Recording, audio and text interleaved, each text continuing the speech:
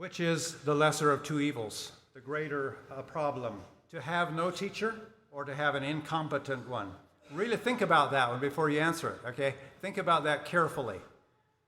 Who trains your teachers? Is it experience, which is ultimately the students, really? Or are they skilled, trusted mentors?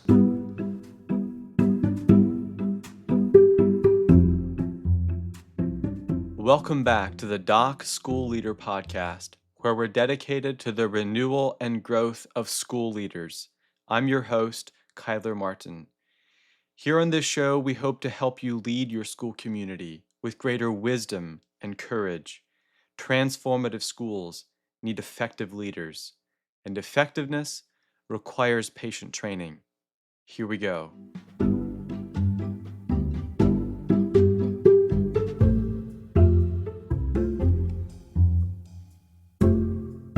Several times in recent episodes, I've heard speakers point to teachers as the crucial element, for example, in cultivating servants, or in having a transformative hidden curriculum, in raising readers, and so on.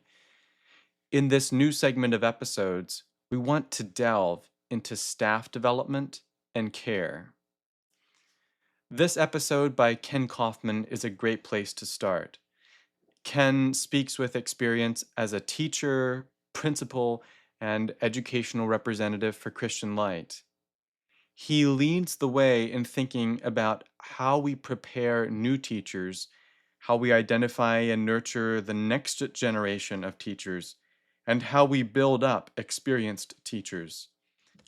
This talk will give you a thought-provoking and actionable collection of ideas for you to take steps towards your school being a place where the craft of teaching is prized and where that craft is intentionally being reproduced.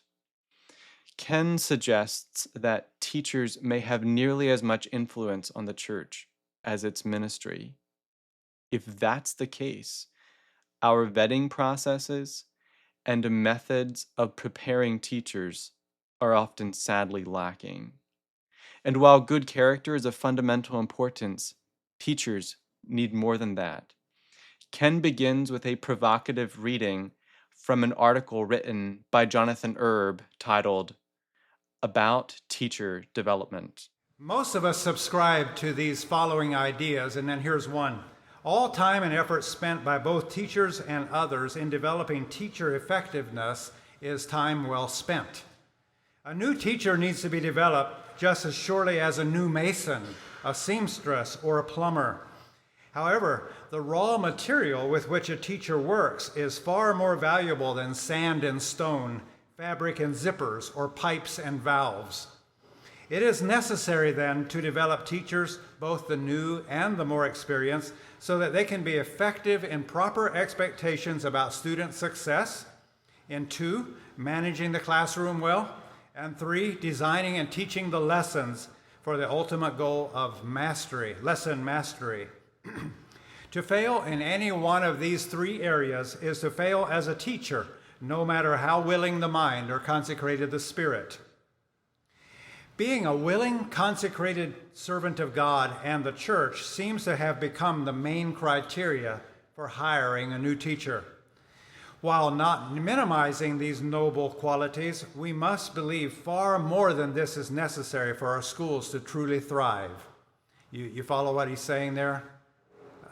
If the main idea is that she or he is a faithful member of the church, a consecrated servant of God, then that's notable and worthwhile. It's a fair consideration, but there's far more than this necessary for our schools to truly thrive. Unlike the apprentice in the trades, we have developed by default the tradition of finding that willing person, sending them to a brief teacher or school conference, and then giving them full responsibility in a real classroom. These aspiring teachers, may God richly bless them, are expected to perform satisfactorily and successfully immediately.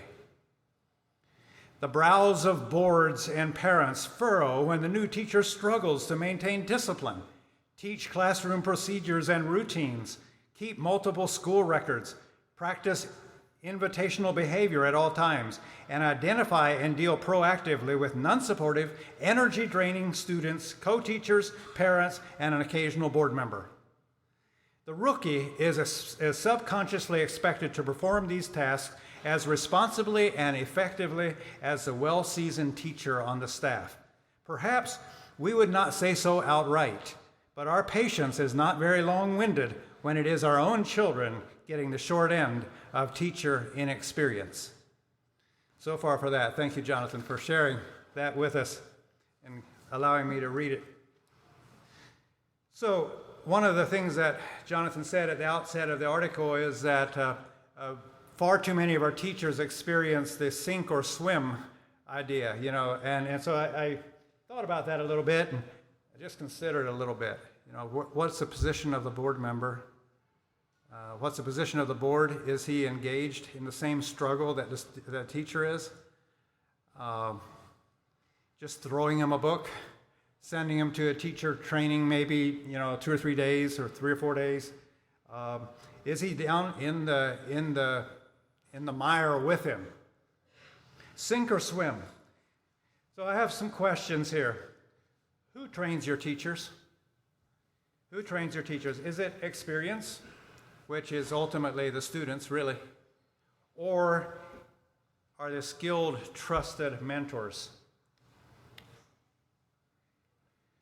Which is the lesser of two evils, the greater problem? To have no teacher or to have an incompetent one? Really think about that one before you answer it, okay? Think about that carefully.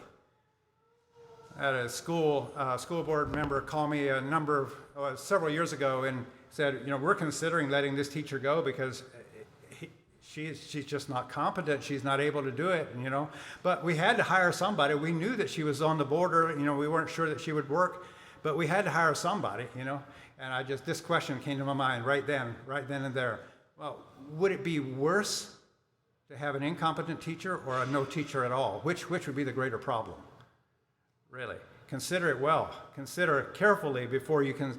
What are the long-lasting consequences, the long-term consequences of having an incompetent, untrained, unskilled teacher versus no teacher at all? Is your teacher development program intentional or haphazard? And 4, are your teachers forced to initiate their own ongoing development, or do they operate on your plan? Many of us are involved in trades or occupations. We benefit from apprenticeships and mentor-mentee arrangements, and whether farmers or shopkeepers or builders, we find it helpful to attend trade shows and informational meetings and seminars or whatever to keep up with things or to stay on the cutting edge. I suppose we'd have a lot less teacher burnout or quit out if they also had similar opportunities to keep up with things or to stay on the cutting edge of their profession. School boards play a critical role in seeing to it that these teachers have that opportunity. Developing your staff is a board assignment. It is one of your assignments to develop your staff. I want to consider potential staff, that is, candidates for teaching this fall. What are some things we can do to develop their skills, get them ready to teach? First thing I want to mention is to hire early enough that there is plenty of time for development. Hire early enough. Asking them to teach in April is not giving very much time for development. And so the earlier you can secure your teachers for the following year, the more time you're going to have to develop their skills and talents and to discern what their interests are and shore up the things that the subjects maybe that they're weak in, etc. B would be references and interviews if you don't know the teacher very well. That is one way of actually developing your staff, is by you getting to know them. If you don't know them very well, be sure you have plenty of good references from qualified sources, by the way, not where they're stacked one way, but just try to get qualified sources for the references. And then interview the teacher too if you don't know her or him very well. That goes a long ways in developing their skills, is if you know them and they know you before they actually step foot in their classroom or into your community. And then advanced training and development would be another way that we can help develop staff for this fall, for next term. Some of the week-long events that I'm aware of, and I'm open to your thoughts too, if there's other week-long events, would be like Hope Teachers Institute. I think that's a week-long, right? Christian Light teacher training, and you can find the teacher training brochure in the Christian Light room there through the double doors for this next year, this next term. Western Fellowship Teachers Institute, Faith Builders Teachers Week. I think there's a slide on that too. Yes. Faith Builders Teachers Week would be another area, a week-long event that you can send your teachers to, the ones that you're securing for this fall. And then other more intensive preparation would be things like hire them in advance so that they can attend the summer term at Faith Builders. The teacher apprenticing term at Faith Builders. That would be like a 2-year course, teacher apprenticing. And there's 2 years of study, August to May, and a 1 week summer term, usually in August there. And that would be the Faith Builders Teachers Week. That would follow with Faith Builders Teachers Week. So summer term is available as well. Courses for enrichment and development is what Faith Builders offers through the summer term. They also have administrators' conference and retreat and teachers' conferences as well. See Faith Builders for more information on some of those things like that. So, and then you can do things, you have your teachers, they may even opt to do things in the interim when they're waiting to begin their teaching career in your community, in your school. Take enrichment courses in a local community college, or online courses or computer courses in their various areas. There was a young man that we watched him grow up, really, and I didn't think he was very grown up when another community actually asked him to teach in their school. And I was kind of surprised. What do they see in him that I haven't seen? I've been involved in schools for so many years, and I should have seen that he's a teacher, if he is, if he could be. But I was really impressed when after he was hired and after he was interviewed by the other school, I was really impressed how diligently he began to prepare for that assignment. He knew that his weakness would be English. And so he bought an English handbook, he studied English literature, he went all out to shore himself up on English because he knew that's where his weakness would be. I mean, he had working knowledge of nouns and verbs, but not much more than that. And then he was expected to teach a high school English course. So he really had to really develop himself fast. But in that kind of thing, you want to take that kind of ambition and build on it. And give them the courses and the resources that can work. Main thing is just don't dump them into your classroom, without any expectations, without getting to know you and the people in your classroom, and then all their training will be by student experience. That's where the training begins and happens, is experience by on the ground. Boots on the ground is a way to experience, is to gain experience. Boots on the ground is a way to gain proficiency, but it's a slow way, and it's often a burnout way too. It's a way to burn the teacher out. So if you give some preparation and give them a chance to develop some things and put some tools in their bag and get them ready for the challenges and the rigors of teaching rowdy students, it is to their advantage and to your school advantage as well for the long term, not only for this next term, but possibly for the long term. Give them an opportunity to develop their skills. All right, the next area we want to look at is future staff, developing future staff, like a 10-year outlook, okay? And I'm not going to say much about the role of the church in this, except just to say that if church leaders can value and prize the gift and the skills of teaching, the ability of teachers, God has distributed to some the gift of teaching. And church leaders don't need to be threatened by this at all.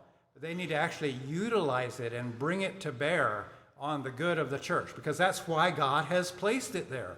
God has placed the gift of teaching in the church. And it's not necessarily that only the ordained need to teach, need to preach and teach, but perhaps teachers should be given a greater role. The gift of teaching should be given a greater role in the church. And if we can prize and value it in that way, perhaps we'll be starting to sprout more teachers from our churches. It just comes into the school. If we can value and prize it in that way, where we value and prize the gift of teaching. Don't be threatened by it. Make room for it. The gift of teaching is probably one of the most unutilized gifts in the church. Okay, B, visionary school boards and staff looking ahead. Okay, now looking ahead for and preparing future teachers. I encourage you to start watching the sixth graders. Start watching the sixth graders. This is when they're beginning to blossom, when their real character, when their real personality is beginning to take form, especially the girls by that time. Maybe seventh graders for the boys. I'm not sure how all that works, but place a lot of value on make observations. Make observations and start talking to your staff, especially your experienced staff, about what do you think of this young man or this young lady? What do you think her gifts or what do you think her abilities might be in the future? Develop those gifts and skills. Place a lot of value on making outlines and giving speeches and articulation, creative expression, and people skills. All those things are very important for effective teachers. So what do you look for as school boards? If you've got that 10-year outlook, okay, and you're starting to look in your sixth graders or seventh graders possibly for future teachers, developing them, what do you look for? Well, I want to just encourage you to think this way. Don't necessarily look for the top students academically. I mean, they probably are not going to make you your best teachers, generally. The top students are not going to be your best teachers in a general way. That's kind of a blanket statement. But grit and gumption should be valued as much as intelligence. Grit and gumption. They're putting their shoulder to the wheel and giving it their best, engaging their minds and learning those study habits and the rigors of teaching, the rigors of learning, and not being deterred by hard work. They will often make you the best teachers, the students that have to work hard. The best teachers often come from hard places. So, is it your goal to grow your own teachers? You need teachers. Sprout your own. Sprout your own teachers. Organic and homegrown teachers are the best. Give them opportunities. The ones that might have the gift, give them opportunities to do some student teaching. Go ahead and take a risk. Assign topics and devotions. Assign student devotions. Assign topics. Assign research. Assign study skills.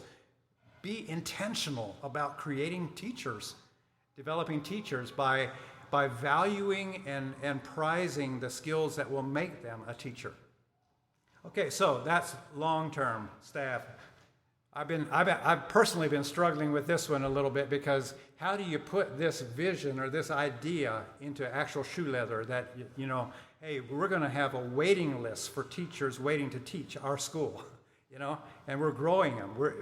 We have them in the hothouse. They're in the greenhouse sprouting now, How can we maximize that potential that is within our own congregations? One of the better report cards that you can get for your teaching program is when sixth grade girls are saying that I want to be a teacher when I grow up. That's when they put down on their what's your life ambition? Teacher, teacher, teacher. That's great. That's great. Maximize on it. Don't let that slip under, okay? And we need to model the way for them too. That's the challenging part. Well, I think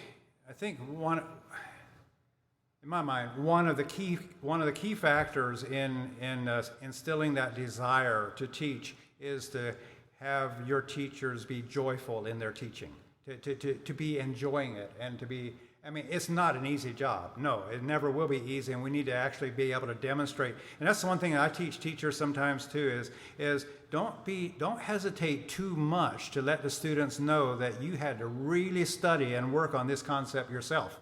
That they understand that you stayed. It's okay to let them know that you stayed up till 10 o'clock last night grading papers. The teachers need to sometimes actually let students know that it is hard work.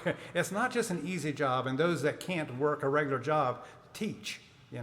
It's not the issue at all. I don't think we need to make it unrealistically high, but we do need to give them the proper view of the job. Give them that viewpoint and persuasion. One thing that some schools do, and I appreciate this, and I laud it, is the idea of teacher training courses for a high school, like a high school half credit or whole credit. You could do that with different materials you can have and do some student teaching. They get a high school credit or a half credit for the amount of time that they do in the classroom and actual work, and as well as working through books, principles of teaching and various books like that, and courses that follow it.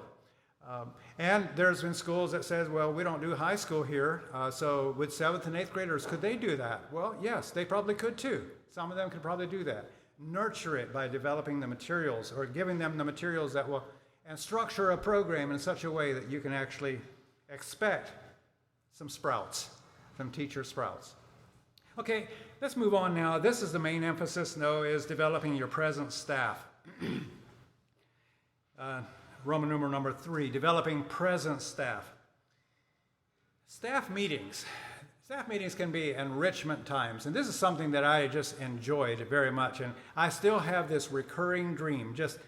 I don't know how often it is, but several times a year, I still dream that I forgot to have staff meeting Tuesday evening. I just keep forgetting it, and I tell the teachers, I'm sorry, I forgot it again, and we'll have it next week on Tuesday. And then, in my dream, we forget it again, and I think part of it is, and I've asked the Lord and asked myself, why does this dream keep coming back to me? And I guess it's because I'm supposed to tell y'all that staff meetings are important, and I'm not sure, but staff meetings can be enrichment times. One of the best memories I have of staff meetings when I was principal and teaching was reading through a book as a staff. We'd read a book. We made maybe a chapter a week. Each one of us read a chapter a week, or maybe we'd read it as a devotional kind of for our staff meeting, and then we discuss it.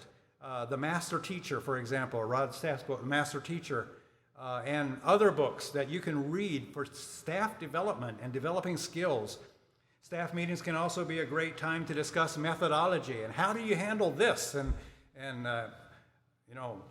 what would you recommend for my student here? And it also builds camaraderie. And you know what? Iron sharpens iron. Iron sharpens iron. You just blend together and work as a team. You will all develop together. Staff meetings. And critiquing one another. Develop a culture. Develop a culture in your school that teachers really want to be critiqued. They really want to be evaluated. There are forums. There are ways that you can do this, and develop that culture where teachers actually desire it. And a good teacher that wants to improve his or her skills will actually welcome critique. Take advantage of it. Make sure it happens. And that's where we go with the next section there. Regular evaluations and school visits. There are forms available. You can ask your CLE rep or anybody else that's in an experienced situation for forms that you can actually evaluate teachers, a classroom evaluation form, various things like that. This should come, though, from an experienced teacher, someone that has experience in that area, or maybe even from outside the school if your school doesn't have an experienced teacher that can provide that. And then give helpful feedback and suggestions for improvement after a school visit and an evaluation. And then don't forget to affirm and appreciate as well as show out the areas of weakness that they need to improve on. Affirmation and appreciation go a long ways in developing teacher skills. When you can show them you're doing that very well, you know what is the question that comes to the teacher's mind right away? I wonder what areas I'm not doing very well in, okay? I mean, they'll appreciate you saying that, but they will also wonder, I wonder what areas he didn't say that I'm doing well in, okay? So you just affirm and appreciate, and then it will help to bring about an air or an atmosphere of desiring improvement. See? Schedule 3 to 5 days per term for in-service training. And I'm suggesting that you actually build this into your calendar, so you have enough school days left after those 3 to 5 days that they can still get through their courses and get through their classes in the term. And here's a few of the seminars or institutes or workshops that I am aware of, and I'm open to your ideas for others as well. Southeastern Educator Seminar in Georgia, Hartwell, Georgia, is every February. That one started, I think, 25, 30 years ago and is still going strong. The Virginia School Institute, I think that one you just had that a couple weeks ago, I think, right? Somebody from Virginia? I think that's February, right? It's in February sometime, yes. I remember attending those when I used to teach in Catlett, Virginia. I used to attend some of those. Texas Teacher Conference is a new and growing one. I say new, I think it's 8, 9 years old. It's a new and growing one, and that Texas teachers, it means Texas and surrounding states, all right? And as far as you want to go, really, it's open for everyone. That's always the last Thursday and Friday in January. The CLE workshops are in October and November. That's a traveling workshop. Experienced educators going around to various communities and areas giving workshops. And you don't have to be using CLE to come, really. Honestly, that's not the case. This is for anyone interested in teacher development. Then you have CMTI, Conservative Mennonite Teachers Institute, usually held in September, one in the east and one in the west, except west doesn't come that far west, really. So you have that as well. That's a big group. And then there's, I'm sure, other regional meetings or perhaps church-affiliated group meetings as well. There are some schools that kind of take the attitude that, well, we can't afford to take off so much, But I'm saying if you really are concerned about developing your teachers and giving them enough respite time that they can actually develop skills and refresh and revive, I mean, some of these workshops and some of these meetings like this are essentially revival meetings. I mean, it's teacher revival meetings is what they are. And it gives them a boost in their energy and brings them back with lots of ideas, and they're brimming over. And that's why I say allow 3 to 5 days in your schedule for this kind of thing. Another thing that some schools do is visit other schools as well. That can be an enriching time. And some schools go as far as actually swapping teachers for a day.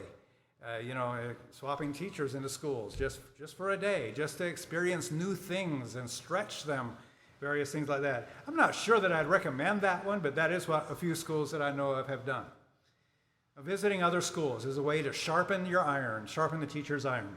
Several years ago, I had a school board chairman call me and asked me, just what do you think of this idea? He said, we're considering beginning to pay our teachers through the summer if they commit to teaching next year, okay? And we're just going to pay them right on through the summer. What do you think of that idea? And I said, I think it's a great idea, and then the summer development opportunities, and then he went on to explain, but they're also expected to do something to improve their skills during the summer.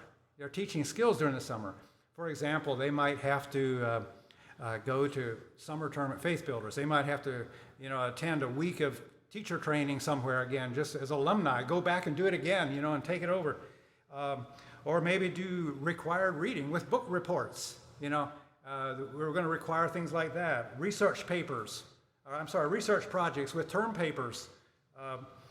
For example, Menno Simon's view on education. It's an interesting study. What did Menno Simons have to say about education? Or later, How did John Amos Comenius influence our education today? You know, and your teachers can get a much, they can broaden their worldview and their experience and become alive during the summer, and they can't hardly wait to get back in the classroom again.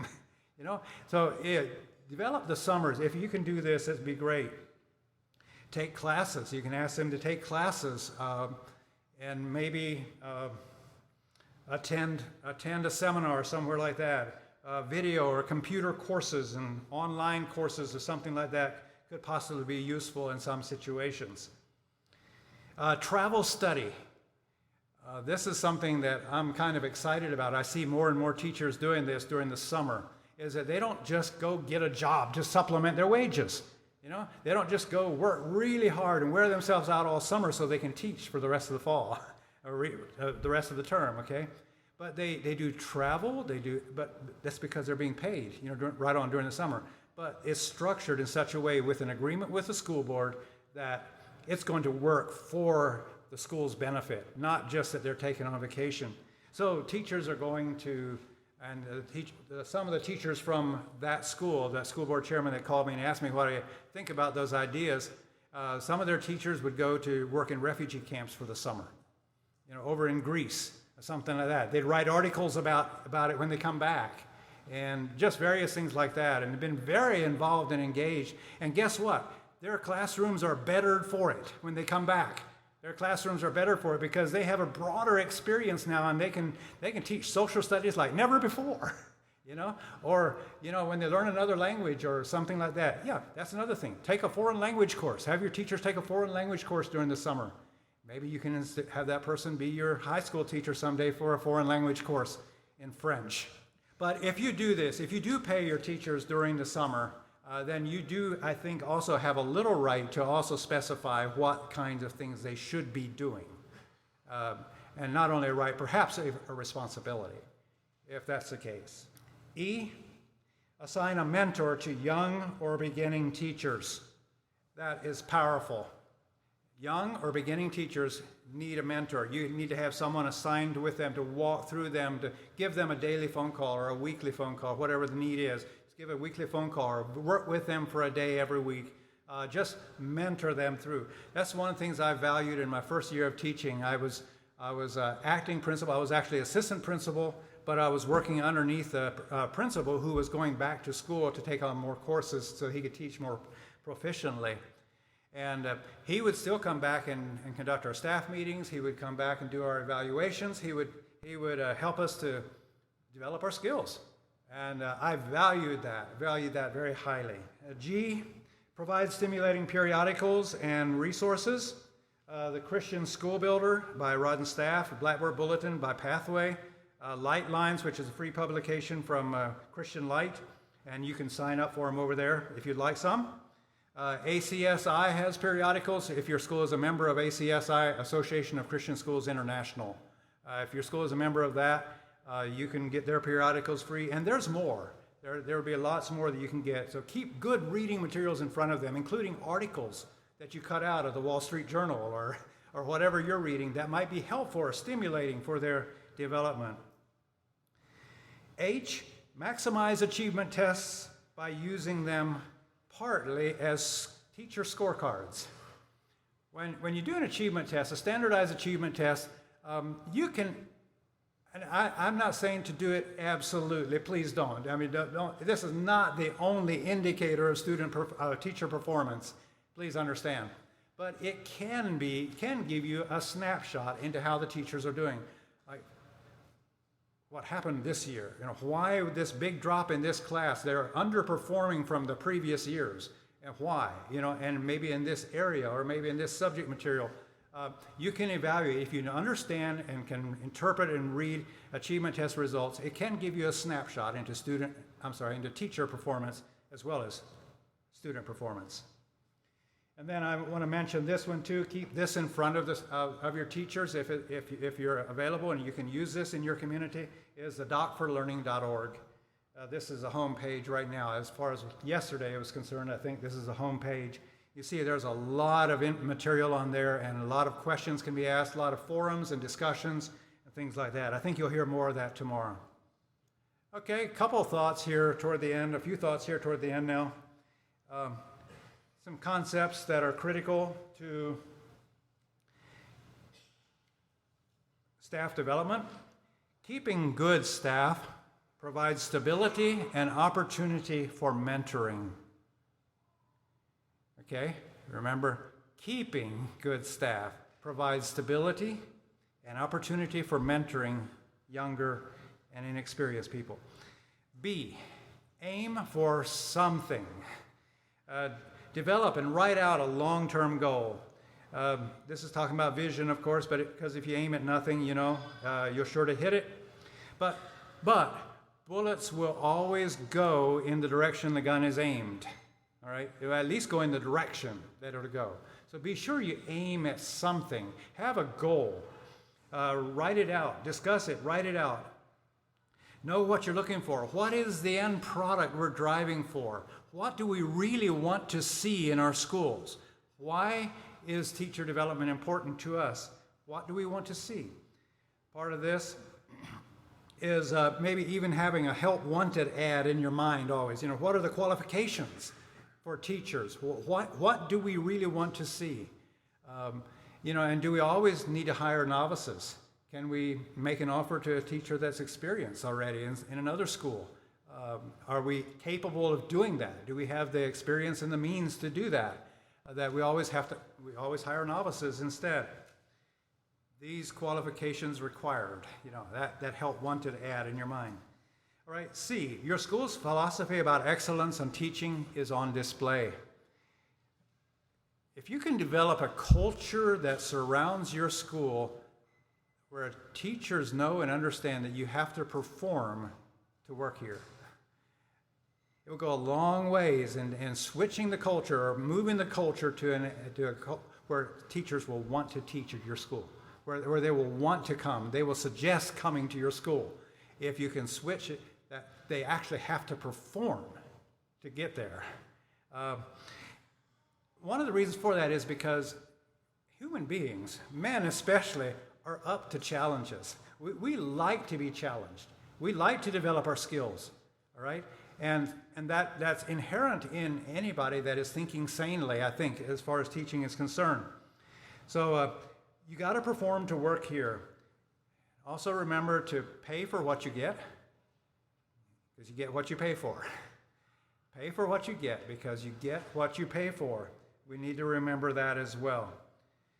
Part of your philosophy about education has to do with qualified board members as well. Qualified board members that are engaged, active, and involved with school and teachers and development and things like that. I mean, you may not have all the answers. You may not know exactly how everything should be done because you've never had classroom experience yourself. However, you've got an idea in your mind of what teacher proficiency looks like.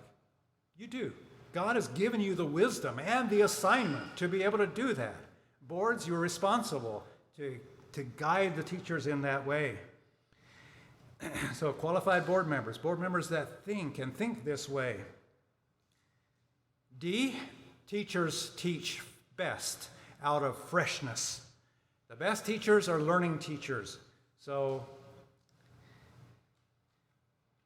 give them things to learn. Provide for that. And I'll just go through the last few here in just a little bit now.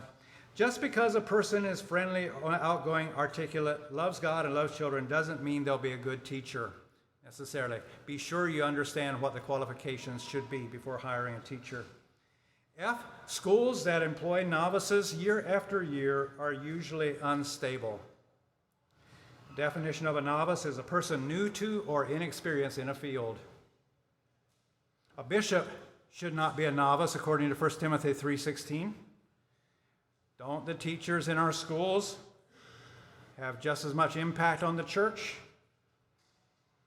as the bishops? And G, recognize and affirm the desire of the teachers to get better at what they do and make room for improvement and honing of skills. They also need to be masters at their trade. God bless you as you work towards staff development, building up the body of Christ.